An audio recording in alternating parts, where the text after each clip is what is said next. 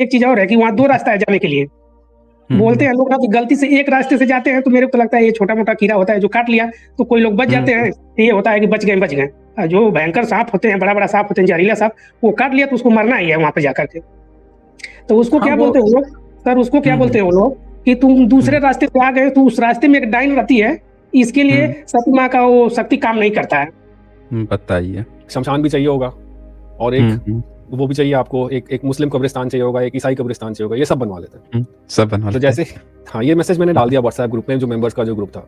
2 group है, एक residents का ग्रुप है, एक मेंबर्स का ग्रुप है, जो कि सब मेंबर है। रेजिडेंट्स वाले में सभी लोग आते हैं। तो उसमें मैंने जब ये प्रस्ताव डाला तो इमीडिएटली मेरे पास कॉल आया मेरे पड़ोसी का कि तूने ऐसे कैसे मैसेज डाल दिया, तू इसको हटा, निकाल, डिलीट कर। बहुत आग बबूला। और दुर्भाग्य की बात ये है एसजे कि वो खुद ओबीसी समाज से हैं।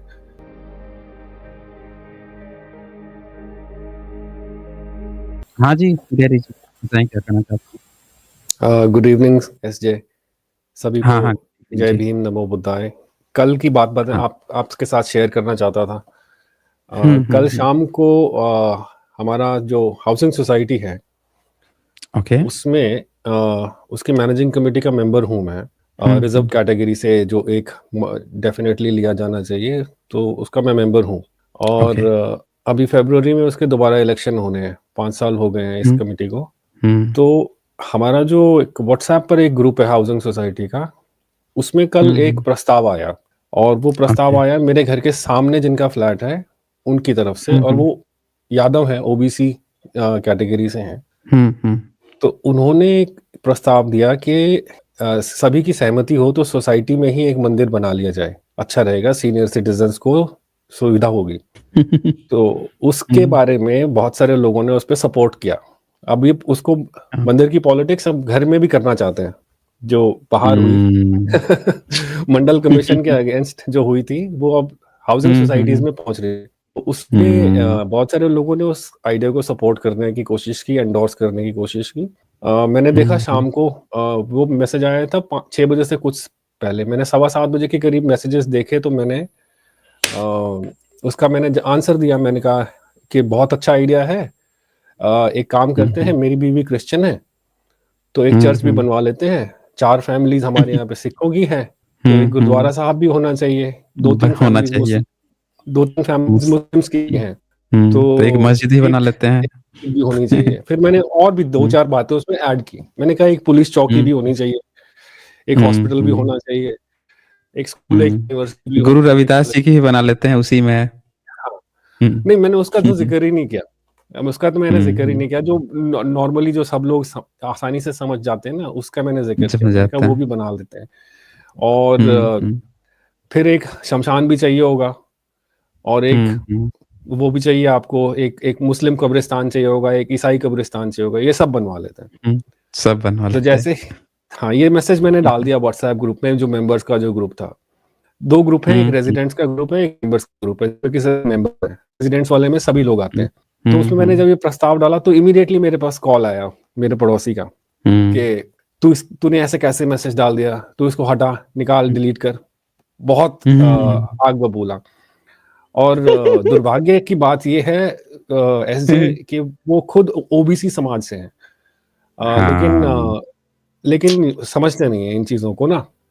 तो मैंने कहा चलो ठीक है, कोई बात नहीं, भाईचारा, आमने सामने घर बात बड़ी रखता हूँ। मैंने निकाल दिया, मैंने मैसेज डिलीट कर दिया सबके लिए।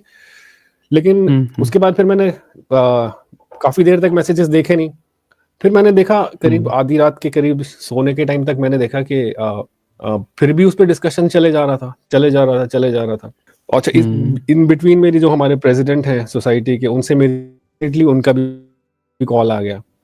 उन्होंने कहा अरे तुमने इतनी अच्छी बात उसे हटा क्यों दिया? मैंने कहा सर मेरा फोन बजने लग गया था, तो मैंने तो भाईचारे में हटा दिया।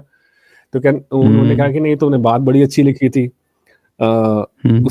उसको रखना चाहिए था तुम्हें। कोई बात मैं समझ सकता हूँ कि आमने सामने के घर हैं, तो इस तरीके का विरोध नहीं होना चाहिए किसी तरीके का। तो I can understand your position. अब मैंने देखा सर रात को 12 बजे भी मैंने देखा कि वो उसी पर और लोग बातें कर रहे हैं। बाद में कहते हैं कि अरे सोसाइटी में अगर बनाएंगे, क्योंकि हमारे सामने जो एक सोसाइटी है वहां पर उन्होंने बना लिया, जो कि इलीगल है, क्योंकि सरकार ने आपको हाउसिंग सोसाइटी के लिए जगह दी है, आप उसके अंदर जो भी नक्शा पास है सिर्फ आप उतने ही आप कंस्ट्रक्शन कर सकते हो, उसके अलावा आप नहीं कर सकते। और पड़ोस वाली सोसाइटी ने बना लिया 2-3 साल पहले, तो अब इनको यहाँ पर भी आरएसएस वालों को चुल हो रही है। और वो वैसे सत्ता पक्ष वाली पार्टी में है उनका साला, जो मेरे पड़ोसी हैं। तो वो रूलिंग पार्टी के मेंबर्स भी हैं। तो मैंने देखा 12 बजे तक भी इनकी बातचीत खत्म नहीं हुई, तो फिर मैंने उसके बाद फिर मुझे थोड़ा सा कड़ा मैसेज डालना पड़ा। एक एग्जिस्टिंग जो हमारी मैनेजिंग कमेटी की एक जो सदस्य हैं मैडम, उन्होंने लिखा कि बड़े श्रद्धावान लोग हैं यहाँ पे जो कि अपनी सर्विस देने के लिए तैयार होंगे मैसेज इसमें मंदिर के लिए। तो फिर मुझे फाइनली ना वो जो तुरुप का इक्का था ना वो खेलना पड़ा। फिर मैंने कहा कि अगर मंदिर बनेगा ना, अगर मंदिर बनता है तो कॉमन ग्राउंड जो भी है, क्योंकि सबकी जमीन है, किसी एक की जमीन तो है नहीं, हाउसिंग सोसाइटी की जमीन है। तो मैंने कहा अगर मंदिर बनेगा तो मेरा शेयर रिड्यूस होता है, मेरा शेयर रिड्यूस होगा ना तो मैं अपना शेयर तब कॉम्प्रोमाइज कर दूंगा कि अगर मंदिर की सारी कमाई मुझे मिले। मैंने कहा आप सारी कमाई मुझे दोगे तो मैं इसके लिए अपना शेयर कॉम्प्रोमाइज कर सकता हूँ, अगर कोई और लेके जाएगा तो मैं कॉम्प्रोमाइज नहीं कर सकता, अपना शेयर रिड्यूस नहीं कर सकता हूँ उसमें से। और फिर मैंने दोबारा से मेरे पड़ोसी को मैंने टैग करके कहा कि ये डिस्कशन बंद हो जाना चाहिए था। पर मैं अभी भी देख रहा हूँ कि शाम को 7 बजे के करीब मैंने जब आपने मैसेज डिलीट कर दिया और ये बात किए जा रहे हैं। हाँ, मैंने कहा जब मैंने अपना मैसेज डिलीट कर दिया है तो फिर why are you continuing with this conversation, this discussion should have stopped, तभी स्टॉप हो जाना चाहिए था। और वैसे देखा जाए तो आपको ना मैसेज डिलीट ही नहीं करना चाहिए था, क्योंकि वो पॉइंट में दम था। वो पॉइंट जो है, और सेकुलर होने का ये थोड़ा मतलब है, या हिंदू होने का ये मतलब थोड़ा है कि आप ही इंसान हो, बाकी सब जानवर हैं, कि दूसरे को जानवर को बात ही रखने का अधिकार नहीं है, वो अपनी बात ही नहीं कर सकता। आप एक तरफा थोपोगे अपनी चीज को, अपनी मान्यता को, अपनी सोच को, अपनी थिंकिंग को, और बाकी सब लोग चुपचाप आपकी चीजों को मान लेंगे। हाँ, तो मैंने तो उसमें कोई विरोध भी नहीं किया था, मैंने तो उसमें कहा था कि इसके साथ आप प्लेस ऑफ वर्शिप की बात करो, मैं तो कहता हूँ आप प्लेसेस ऑफ वर्शिप बनाओ, और भी बाकी चीजें चाहिए होती हैं तो आप उन सब चीजों को इनकी चलिए कोई बात नहीं, मैंने कर दिया था, पर ये उसके बाद से उस बात पर डिस्कशन खत्म हो गया। रोज जो रेजिडेंट्स वाला ग्रुप है वो तो पूरा आरएसएस का अड्डा बना हुआ है। उसमें रोज बहुत सारा मतलब भ्रामक बातें आती हैं, सच झूठ फैलाया जाता है मिक्स करके, कॉकटेल करके। तो आज वो भी शांत था क्योंकि लोगों को समझ में आ गया। देखिए ये सोनी अर्पल्ली जी ने आपके लिए लिखा है, Gary sir, your message in your housing society is the exact purpose of representation. Great job sir, congratulations. Thank you so much Saravani ji, thank you so much, really appreciate it. तो मेरा ख्याल है कि मैं ये एक्सपीरियंस आपके साथ और सभी ऑडियंस के साथ शेयर करना चाहता था कि अगर विरोध करने के बजाय सहयोग भी करें। और ऐसे आपको याद होगा जब मैं पहली बार आपसे जुड़ा था तब मैंने आपको यही कहा था, आप विरोध का स्वर छोड़िए, सहयोग का कीजिए। अगर आपको याद है तो सहयोग करके भी ना हम इसको एक अच्छे तरीके से ना इसके ऊपर लिमिट रख सकते हैं, इस अंधेपन पे, पागलपन पे, अंधभक्ति पर। So this is something that I wanted to share with you. और एक कल हुआ तो बहुत रिसेंट था। नहीं, आपने अच्छा किया यहाँ पे जुड़कर इस चीज को डिस्कशन किया।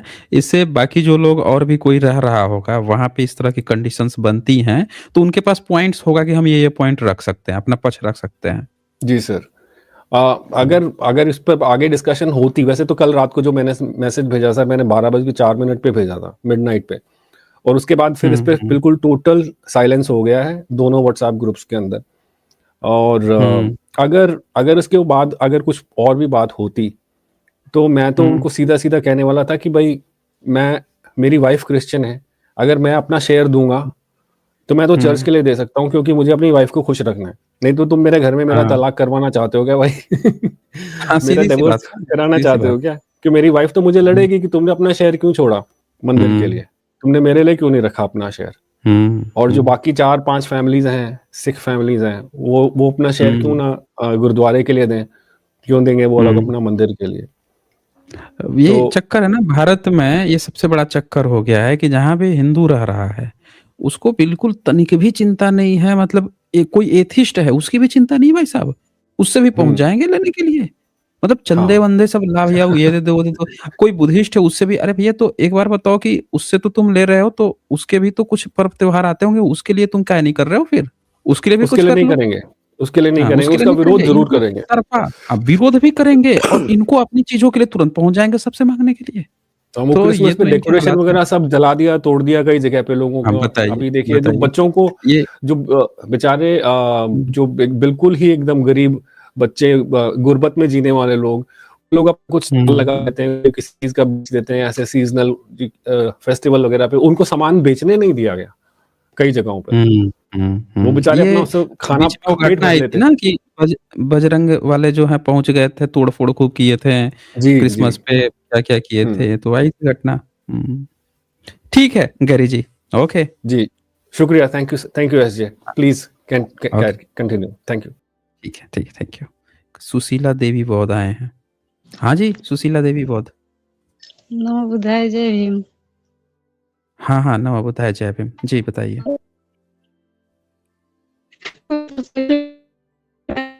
साउंड कट रही है आपकी। ठीक है, कह रहे हैं कि अगर मोबाइल ना होता तो हम लोग जान ही नहीं पाते रामभद्राचार्य को, शंकराचार्य को। ही तो आप सबके माध्यम से सब जान रहे हैं। नहीं ये हाँ ये बोल रहा हूँ ना, इनके सारे भक्त जान रहे हैं। इनके सारे भक्त जो हैं दिन रात इन्हीं सबको तो पहुंचाया जाता है ना, व्हाट्सएप में ठेल देते हैं, इसके व्हाट्सएप में उसके, मतलब जो भक्त होगा ना उस पे आप देखें ना 4-5 शब्द उसके ना रटे रटाए होंगे। ये कह रहे हैं हिंदुस्तान, कि वैसे हम लोग पाकिस्तान, तो जान नहीं पाते। अकबर, बाबर ये रटे रटाए शब्द होंगे। हाँ। और टीवी मीडिया, मैं तो ये चीज़ इसलिए यहाँ पे दिखा रहा हूँ ताकि हमारे जो लोग हैं, उनके बीच में भी ये मैसेज जाना चाहिए, क्योंकि अक्सर हाँ, पता है क्या होता है? हमारे लोग किसी से डिबेट करते हैं, किसी से बातचीत चल रही है, उसके पास किस तरह का मटेरियल आया हुआ है, वो किस चीज़ से इन्फ्लुएंस्ड हुआ है, उसके माइंड में क्या चल रहा है, जब तक वो चीज़ आप देखोगे नहीं ना कि मार्केट में इनके जो, जिनको ये लोग धुरंधर समझते हैं, ज्ञानाचारी समझते हैं, वो सब क्या-क्या प्रोपेगेट करते हैं, उसी का तो सब में व्हाट्सएप ठेला जाता है ना। जब हमारे लोगों को भी वो चीज़ जानकारी रहेगी, तब आप एक अच्छी फाइट दे सकते हो, एक अच्छी डिबेट कर सकते हो, आप अच्छे से जागरूक कर सकते हो। अगर नहीं जानकारी है, तो आप एक तो अपनी सही चीज़ें दे रहे हो, दूसरा क्यों नहीं आपकी बात समझ पा रहा है वो आप नहीं पाओगे। साउंड कट रही है आपका। साउंड तो जो है ना, साउंड गड़बड़ हो जा रही है। अच्छा ये चले ही गई, कोई बात नहीं है।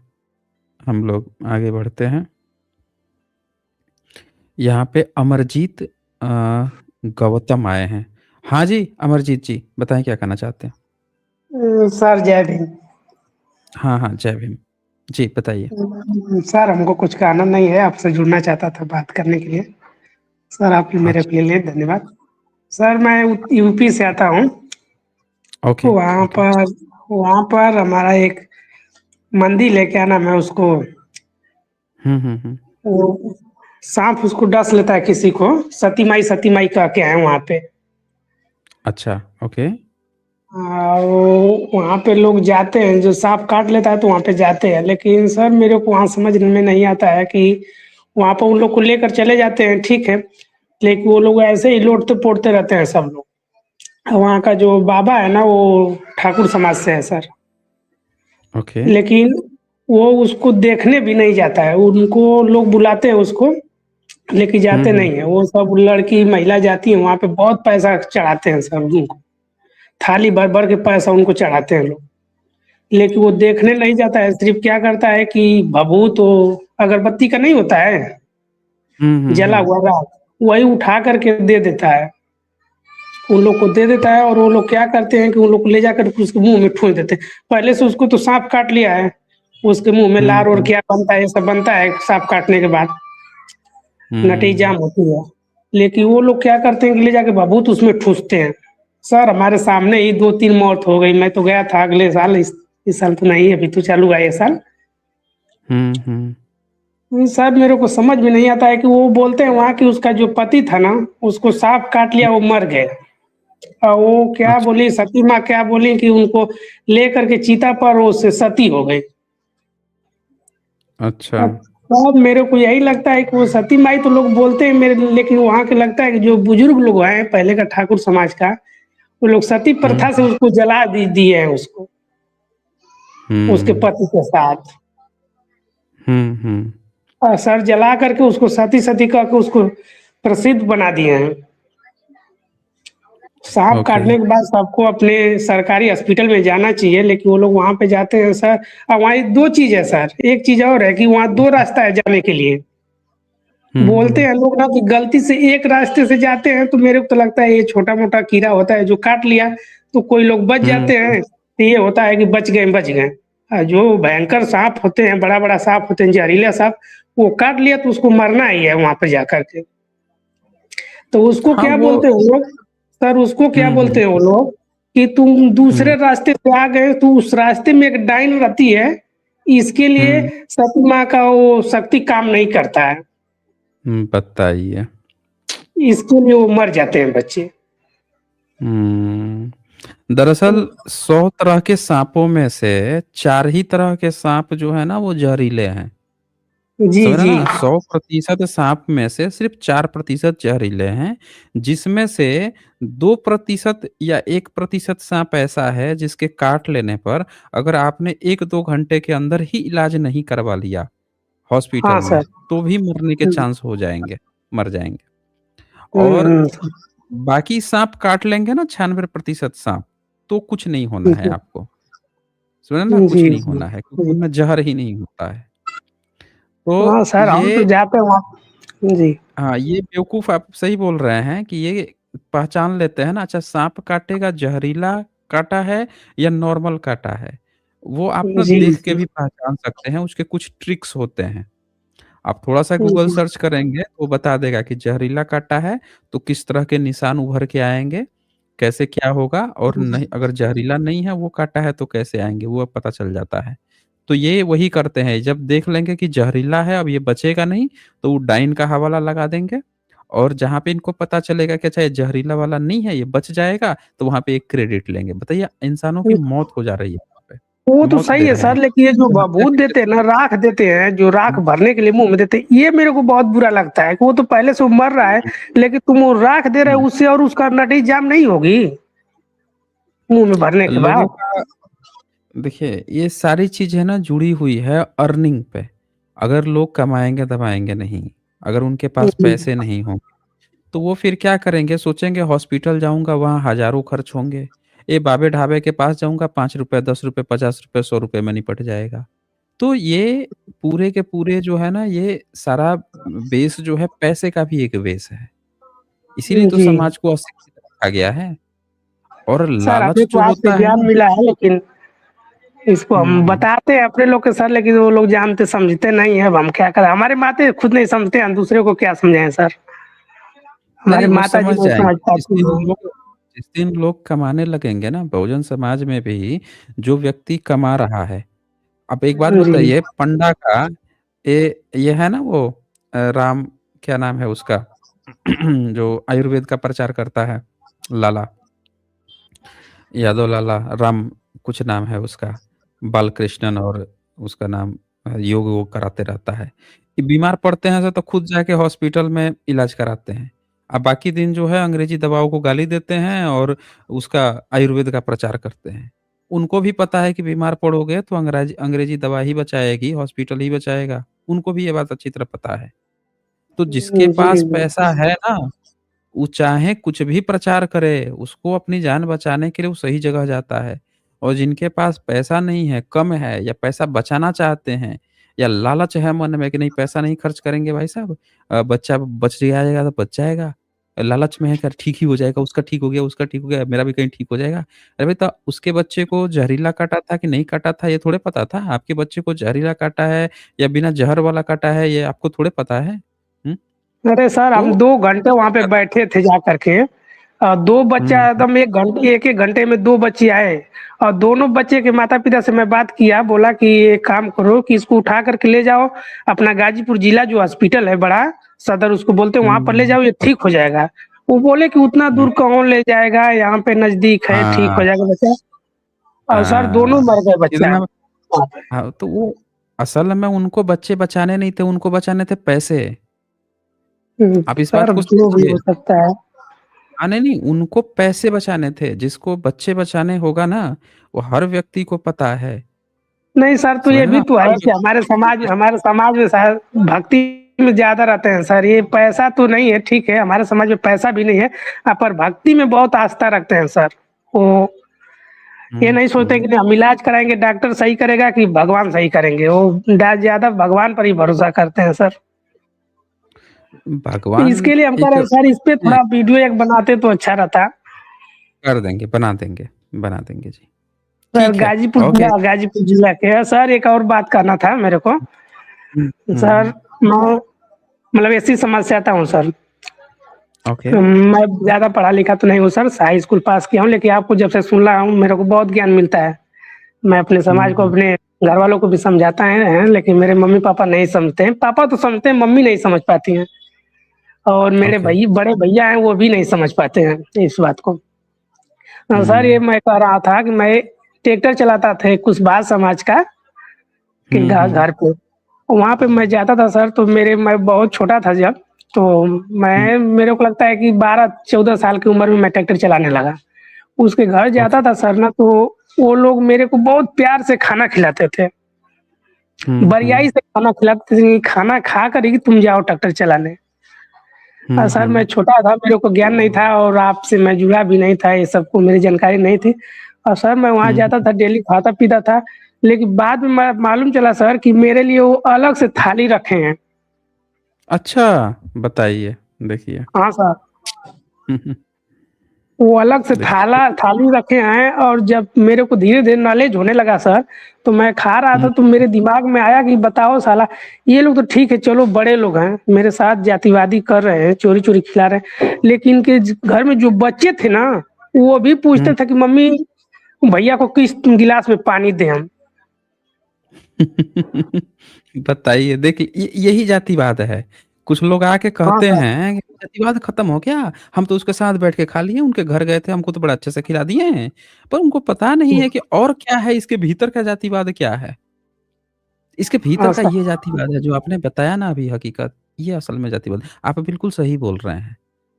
सर मैं ओबीसी अब जाता हूँ, फैमिलीज़ गाड़ी में चलाता हूँ। ओबी जी। ओबीसी की फैमिलीज़ में ये चीज़ प्रैक्टिस होती है। अब 100% ओबीसी में नहीं होती है, पर मैक्सिमम ओबीसी ये प्रैक्टिस कर रहे थे। अब धीरे-धीरे काफ़ी सुधार आया है, जब से बहुजन आंदोलन चला हुआ है, तब जैसे-जैसे ओबीसी में कुछ सुधार आया है, लेकिन ये चीज़ हकीकत है। आज भी मैक्सिमम ओबीसी इस तरह की चीज़ें प्रैक्टिस कर रहे हैं। जनरल वालों का तो सर पूछना ही वो नहीं है, लोग वो तो आते हैं पूछेंगे ना, ही नहीं। वो लोग जो हुँ, मतलब बड़े लोग हैं, उसके घर में जो आदमी है, 2 लोग आदमी हैं, मतलब 2 हुँ, पुरुष हैं, बाकी सब महिला हैं। वो लोग आते हैं तो हमारे घर में पानी पी लेते हैं। हम वो घर में अपने घर में बात बताते थे ना, तो वो लोग बोलते थे कि ये हुँ, लोग हुँ। आके हमारे थाली में पानी पीते हैं, खाना खाते हैं, ऐसे कैसे कर सकते हैं? लेकिन सर मैं उन लोग से एक बार पूछ दिया मैं इस बात को लेकर के। तो वो हुँ, बोला कि हुँ। नहीं ऐसे नहीं, हमारे घर में चिकन-उकन नहीं खाते हैं ना, इसके लिए हम अलग थाली में देते हैं। मैं बोला यार ठीक है, तुम दे रहे हो अलग थाली में, लेकिन जिस दिन वो शाकाहारी खाना बना रहा, दाल-चावल बना रहा था, उस दिन तुम क्यों देते हो उसी थाली में मेरे को? ये सब लेकिन बहानेबाज़ी है कि चिकन खाते हैं, ये खाते हैं। अरे चिकन खाते हैं तो धुलने काहे ले जाते हो भाई? कब धुलता नहीं है क्या वो बर्तन? तो ये सर सब उसके घर में एक कहानीबाज़ियाँ हैं। आया था, उसका उसका एक जीजा आया था, साथ में हम लोग खा रहे थे, उसी थाली में मतलब देते थे लोग डेली-डेली। वो आया था, खाना खाते-खाते बोला कि ये कुत्ता वाली थाली है ना?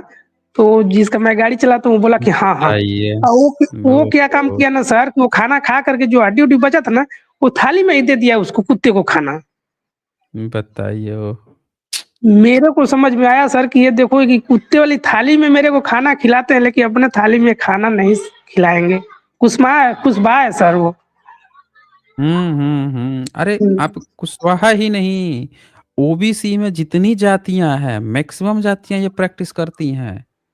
समझ ना, मैक्सिमम जातियों में ये चीज़ होता है। उनके घरों में आप जाएँगे, अलग-अलग रखते थे। जब उनके यहाँ घरों में कोई मज़दूर आता था ना, तो ये क्या करते जी। थे, अगल-बगल पड़ोस में से खोजते थे ना कौन और उनसे ज़्यादा नीची जाति का है, उसके घर से बर्तन माँग के लेके आएँगे उसको खिलाने के लिए। अगर उनके घर में नहीं उतना बर्तन हुआ, अलग से बर्तन हुआ तो। ये भी काम करते थे। ये सारी और चीज़ें जो हैं उनकी मम्मी है करते सर, हैं सब ये। हुँ। उनकी जो मम्मी है ना, इतना मेरे को खाने के लिए फ़ोर्स देती थी ना, कि मेरे को लगता था कि मेरे माँ-बाप से ज़्यादा तो ये लोग मेरे को वो कर रहे हैं खाने के लिए। यही तो जातिवाद की प्रैक्टिस है मेरे दोस्त, यही जातिवाद की प्रैक्टिस है, जिसमें और बहुजन समाज जो है समझ नहीं पाता है। जातिवाद के साथ-साथ सर वो लोग इतना मेरे को खाने के लिए क्यों फ़ोर्स कर रहे थे कि उन लोग को मेरे से काम लेना था। कि काम भी लेना था, एक लालच भी है उनको। उनको क्या लालच है ना हाँ सर। कि हम अपने से किसी को खिलाएँगे-पिलाएँगे ना, किसी गरीब को तो हमारा कुछ भला होगा। किसी ने बोल दिया होगा कि किसी को तुम खिलाओगे-पिलाओगे, तो ये भी इनके माइंड में चलता रहता है हमको खिलाना है लेकिन जातिवाद करके। याद रखिएगा, ये इतने बड़े लालची लोग होते हैं कि ये इनको अगर किसी को खिलाना भी होगा ना, उसको खिलाएँगे भी लेकिन जातिवाद की प्रैक्टिस करते हुए। तो ये बड़ी धूर्त इसीलिए तो मैं कह रहा हूँ कि असली हिंदुत्व यही है। सारे बहुजन साथियों को ये बात समझ लेनी चाहिए। जी। सर मेरी 2 बहन है, मैं वो एक बीए करती है, एक बीएससी करती है। वो जब इन लोग का लड़का हुआ ना, तो वो बोले कि अपने बहन को घर पे बुला देते तो मेरा एक बच्चा हुआ है, उसको थोड़ा देख लेता। तो मैं बोला कि नहीं वो पढ़ती है तो वो आएगी। तो जो इसके घर में जो बड़ा पुरुष है, जो बड़ा आदमी है, वो बोला कि कौन से वो पढ़ के नौकरी कर लेगी कि उसको पढ़ा रहे हो तुम? सर उस दिन मेरे को बताइए। इतना गुस्सा आया ना कि मैं सोचा कि बोल दूँ इसको कि तुम अपनी लड़की को पढ़ा के कितना नौकरी दिला दोगे, कौन सी नौकरी दिला दोगे? लेकिन सर हम बोले नहीं, थोड़ा सोचे कि जाने दो ये सब। सर हम इस बात पे देखिए, बोले जो नहीं उन लोग को। जो जो हिंदुइज़्म की जो प्रैक्टिस कर रहा है ना, उसकी दिमागो दशा ना सड़ जाती है। आप जो बात बता रहे हैं, वो इसका रिफ्लेक्शन है, रिज़ल्ट है। यही आता है क्योंकि वो हिंदुइज़्म तथाकथित हिंदुइज़्म की प्रैक्टिस कर रहे हैं। रिज़ल्ट आप देख रहे हैं, आपके सामने है रिज़ल्ट। हुँ। बहुत अच्छा किया जी। अमरजीत जी, आप यहाँ पे जुड़े हैं और ये सारी बातें ना आपने इस जातिवाद की सर अब हम नहीं अच्छी जाते हैं तरह सर, से जाते रखा। हैं उनके घर, हुँ, लेकिन हम खाना क्या हुँ, पानी हुँ, भी नहीं पीते हैं सर उन लोग का। हुँ, हुँ। हम पानी भी नहीं पीते हैं उन लोग का। जब से मेरे को नॉलेज हो गया इस चीज़ का, तो मैं पानी आप भी ये नहीं पीता देखिए, हूँ। अमरजीत जी मैं आपको एक सच्चाई बताता हूँ। जी। भारत में जातिवाद की जड़ें इतनी गहरी हो गई हैं कि जब आप विदेशों में जाएँगे खाना खाने ना, तो वहाँ जी। पे सबकी प्लेट सेम रहेगी। और भारत में आप आएँगे तो यहाँ पे इतना जातिवाद, घोर जातिवाद घुस गया है कि जो विदेशी जो रेस्टोरेंट्स हैं या भारत के जो बड़े-बड़े रेस्टोरेंट्स हैं, वो जातिवाद की प्रैक्टिस कर रहे हैं रेस्टोरेंट्स में। आप जाइए देखिए वो क्या करते हैं, थालियाँ चेंज कर देंगे। नॉन-वेज की थाली अलग दी जाएगी आपको, वेज की थाली अलग दी जाएगी। और वो पहचान हमेशा ये इंडिकेट किया जाएगा कि भाई इस रेस्टोरेंट में जितने जातिवादी हैं, उनके जातिवाद को फॉलो किया जा रहा है।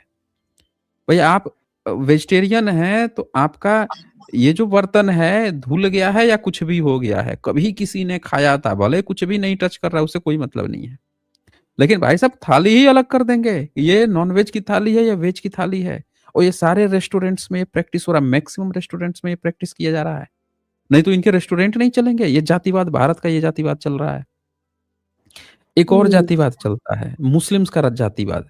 उनका जातिवाद क्या है कि वो जब जाएँगे नॉन-वेज खाने के लिए, तो वो क्या कहेंगे भाई साहब इसका ना गर्दन धीरे-धीरे रेता गया है कि नहीं? हलाल किया गया है कि नहीं? कहीं झटका तो नहीं कर दिया, एक ही बार में काट दिया? तो भाई हम ही नहीं खाएँगे। ये हराम हो गया भाई साहब ये। उनका एक अलग ही लेवल का जातिवाद चल रहा है। तो ये देश ना इस देश को जातिवाद इतने गहरे लेवल पे चलाया जा रहा है कि किसी को महसूस भी नहीं होता। आप जब किसी रेस्टोरेंट में जाते हो, आपको वेज की थाली अलग दी जाती है, कलर भी अलग होता है। नॉन-वेज की थाली अलग दी जाती है, कलर अलग किया जाता है, इंडिकेशन साफ-साफ ताकि हर जातिवादी को दिखे कि उसकी थाली अलग है भाई, नॉन-वेज की थाली अलग है। और खास बात क्या है, दोनों में से कोई उस पर ऑब्जेक्शन भी नहीं करता, थालियाँ क्यों अलग है? समझ रहे हैं? जी। जी। प्रैक्टिस में, डीएनए में घुसा लिए हैं सब, इतने बड़े भारत के जातिवादी हो गए हैं। अपने अंदर डीएनए में घोल के पी गए हैं सब। एहसास ही इनके आंखों का पानी सूख गया है कि अबे गधो, तुम लोगों को थाली है, जब धुलने का क्यों कंसेप्ट है भाई? एक बार होता है कि तुम थाली धुलते ही नहीं, नॉनवेज की थाली है, धुली ही नहीं है, तो जी समझ में आता है। धुल भी रहे हो सर, एक बात फिर भी और है थाली हमारा। अलग। सर जी, एक मेरा और मेरे घर का एक खुद का मेरा बात है। तो हम्म मेरे जो बीच वाला भाई है ना, उनका लड़का होने वाला था। तो हम्म हम लोग बाहर थे उस टाइम, तो हम उसी टाइम गए घर। मतलब बच्चा हुआ उनका और वो एक्सपायर कर गया सर, पेट में ही एक्सपायर कर गया। तो ओहो। वो मर गया। फिर साल 1.5 साल के अंदर सर दूसरा बच्चा पैदा हुआ। दूसरा बच्चा हम्म पैदा हुआ तो उस टाइम मैं घर चला गया था। जब मैं घर गया तब मेरी मम्मी जो है ना, वो थोड़ा वो क्या हम्म नाम है मुस्लिम का, वो सैयद वैयत नहीं होता है, ऐसे हम्म भूत ऊत के चक्कर में उनको पूजती है वो। सोहराब हम्म सोहराब बाबा का के हैं, वो पूजते हैं। हम लोग भी छोटे थे तो पूजते थे। अब तो सर हमको नहीं पूजते हैं। तो उस टाइम मैं चला गया था, वहां गया तो वो बच्चा नॉर्मल हो गया, अच्छा हुआ बच्चा। वो अपने नानी के घर था। और जिस दिन हम्म बच्चा हुआ सर ना, हम्म उसी दिन जहाँ मम्मी पूजा करने जाती थी वहां से फोन आया। मम्मी फोन करके उसको बताई कि मेरा नाती हुआ है। हम्म तो वो क्या काम की हम्म कि तुरंत मांगी कि 5,000 रुपया लेकर के आओ, पूजा करना है। तब हम्म मम्मी उठी तो मेरे भैया के यहाँ फोन की, तो 5,000 रुपया मांगी। तो बोले भैया कि ठीक है। भैया मेरे यहाँ फोन किए, बोले कि मम्मी 5,000 रुपया मांग रही हैं, दे दो उनको। मैं बोला क्यों? तो बोले कि पूजा वूजा करने के लिए चाहिए। हम हम्म बोले कि ठीक है। दे दिया सर उसको 5,000 रुपया। 5,000 देने के हम्म बाद सर 3-4 दिन के बाद फिर वो औरत फोन हम्म कर दी। वहां पर औरत बैठती है। हम्म और वो फिर 3-4 दिन के बाद फिर फोन की। फिर मम्मी से वो बात बोली कि और कोई एक पूजा है, वो पैसा लेकर के आओ, फिर 3,000 रुपया पूजा करना है। तब फिर मम्मी भैया के पास फोन लगा दी। भैया मेरे से बोले, तो मेरा तो पारा गर्म हो गया था सर उस दिन। और अपने हाथ से मैं अपने पैसा का एक चड्डी, एक मतलब कपड़ा भी नहीं खरीदे थे सर अभी उस बच्चे को। हम्म 4-6 दिन का दिन हो गया था। अब मैं 8,000 रुपया पूजा के लिए पैसा दे दिया, और एक चड्डी अभी कपड़ा नहीं ओहो। खरीदा था बच्चे के लिए। ये मेरे दिमाग में एकदम घूर रहा था सर। और जब मम्मी मांगी ना, तो मेरा तो पारा गर्म था। उसी टाइम अभी मैं नहा वहा के आया, कपड़ा वपड़ा पहन के कहीं जा रहा था, तब तक आ गया एक पंडित हमारे घर। हम्म पंडित आ गया सर, वो आके कुर्सी पे बैठ गया। हमारे तो हम्म पहले से मम्मी पर मेरा मिजाज गर्म था। आ, हम्म जब वो आया तो मेरे पापा से बात कर रहा था, बोला कि कुछ मांग रहा था। तब तक पापा बोले हम्म कि मेरा नाती हुआ है, उसका क्या बोलते हैं, नामकरण करना है। हम्म सर ये सुनते मैं तो वहां पे पहुंच गया तुरंत। हम्म और जाके उस पंडित से पापा से पूछा कि क्यों नामकरण करण करेंगे ये। पापा तो हम्म मतलब थोड़ा ये होते हैं, नहीं बोलते हम लोग से उतना। तो बोले क्या नहीं करना हम्म है, हम कहें कि नहीं करना है नामकरण। ये क्यों करेंगे, हम्म बच्चा हमारा है, हम पैदा करेंगे, हम नाम रखेंगे। हम्म। ये क्यों क्यों रखेगा बिल्कुल ये सही। नाम। सही हम्म? बात है। तो वो पंडित बोलने लगा कि ठीक है बच्चा, तुम्हें रखना है तो रख लो, नहीं रखना है तुम्हें। तब तक उसी बीच में हमारी मम्मी आ गई वहां पे। हम्म इधर थी, गोरू रू को चारा वारा खिला रही थी, आ गई तो हमसे हम्म क्या बोली कि तुम लोग ऐसे ही बोलते हो, पा भर किसी को खिला दोगे तो क्या वो मर जाओगे तुम। इसीलिए तो उन्होंने आईएएस क्रैक कर लिया है। हाँ सर। और मेरा हम्म और पारा गर्म हो गया। मैं बोला कि मैं इसके घर जाता हूँ, और मेरे को ये पा भर नहीं चाहिए, सिर्फ 2 रोटी ये डेली मेरे को खिलाए। ये क्या मर हम्म जाएगा? हम्म ज्यादा खिलाने की जरूरत नहीं, सिर्फ 2 रोटी डेली मेरे को पर डे खिलाए, मरेगा नहीं। ये पंडित है ना हम्म सर। पंडित तो चुप, कुछ बोल नहीं रहा था। और हम्म मम्मी रोने लगी। मैं उसको भी गुस्सिया गया कि तेरे को मैं 5,000 दे दिया, ये दिया, एक बच्चा मर गया, उसका क्या हुआ? तो मम्मी क्या बोल रही है कि जो मर गया वो मेरे हाथ में था। मैं बोला कि जो मर गया वो तुम्हारे हाथ में नहीं था, और जो नॉर्मल पैदा हो गया, अच्छा खासा चल रहा है, ठीक है, वो तुम्हारे हाथ में है। हम्म। देखें, एक एक चीज क्या है ना कि हमें अब ये बात समझनी पड़ेगी कि पहली क्रांति ना घर से ही होती है। सर जो यही सब पुरानी नहीं हो पाता, महिलाएं हम नहीं हैं, समझा पाते हैं इन लोग को। पहले पहले जो महिलाएँ थीं या भी हैं, जो ये बातों को नहीं समझती हैं, जो अंधविश्वास को ही धर्म समझती हैं, जो घर के पैसे जो थोड़े बड़े हैं, जिनके घर पेट फूले हुए हैं, उनकी तो कोई बात नहीं है। जिनके घर में दिक्कतें हैं, वो भी पैसे निकाल के जो फेंक रही हैं, बर्बाद कर रही हैं और उसको धर्म समझ रही हैं, तो हमें इन चीज़ प्रथाओं को रोकना पड़ेगा। हम आज क्रांति नहीं करेंगे, कष्ट हमें ही होगा। समझ रहे हैं ना? अरे सर अगर हम हमको कोई मम्मी से कहे अपने जी हुँ, बोलिए। मम्मी से हम अपने इतना तक बोल दिए कि उसको ले जाके 3-4 दिन के अंदर 8,000 रुपया दे दियो, अपने नाती के लिए कितना कपड़ा खरीदी हो है। वो बोली कि वो मम्मी क्या बोली मेरी तुरंत कि हाँ तुम 8,000 दे दियो तो इतना बोलो, जो 50,000 रुपया देता है उसका क्या है। तो मम्मी को खुद से देना चाहिए ना। मैं उनको बोला कि खुद मैं से 10,000 कमाना कमा चाहिए, रहा खुद से हूँ। देना चाहिए ना। हुँ। जी देखिए और अमरजीत सर जी, मेरी जी अमरजीत जी, मैं आपको बताता हूँ, असल में ये जो आपने प्रॉब्लम बताई है ना, ये हर एक घर की प्रॉब्लम है और ये मैक्सिमम लोगों की प्रॉब्लम है। घर डूबा हुआ है, घर कंगाली में है, लेकिन पंडा-पुंडी पे खर्च करने के लिए, अंधविश्वास पे खर्च करने के लिए ये पैसे बटोर लेते हैं, कर्ज़े उधार ले लेते हैं। कई सारे लोग ऐसे हुए हैं जिनके घरों में ऐसी प्रॉब्लम आई है कि कोई देहांत हो गया किसी का, कर्मकांड कराना है, वो बंदे की अपनी स्थिति क्या है, उसकी इकोनॉमिक स्थिति क्या है, किस स्ट्रेस से गुज़र रहा है, उस पे कितने कर्ज़े हैं या क्या चीज़ें हैं। फिर भी उसको लोन दिवाया जा रहा है, तू लोन लेके दे, तू कहाँ से कर्ज़ा लेके दे और उसको और डुबोया जा रहा है। तो ये सारे चोंचले जो हैं ना, ये हम सब बहुजन समाज को बहिष्कृत करना पड़ेगा।